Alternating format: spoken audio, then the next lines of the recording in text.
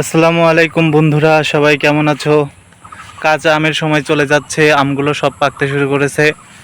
আমাদের এই সারিতে 3টা আম গাছ আছে। এই 3 আম গাছের আম গাছের আমগুলো অনেক চ্যাপ্টা, লম্বা লম্বা হয় আর কি। কিন্তু এই গাছের আম খেতেও স্বাদ, আমগুলো স্বাস্থ্যবান, গোল মোটা মোটা হয়। একটু আঁশ পড়ে, সেই আঁশ খেতে অনেক স্বাদ লাগে। এই গাছের আমটা যখন লাল হবে ভিতরে, তখন সরিষার বাটা দিয়ে মেখে খেলে অনেক স্বাদ লাগে।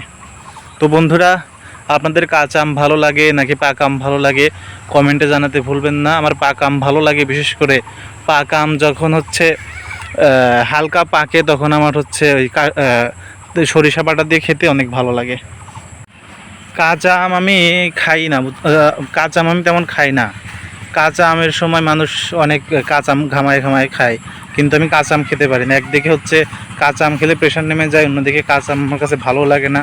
আমি আমগুলো যখন হালকা পাকে লাল হয়, তখন সেগুলো মানে অনেক ফালা ফালা করে সরিষা বাটা দিয়ে ঘামিয়ে খাই, তখন সেই আমটা আমার কাছে খুবই ভালো লাগে। তো ধন্যবাদ বন্ধুরা, দেখা হবে পরবর্তী ভিডিওতে।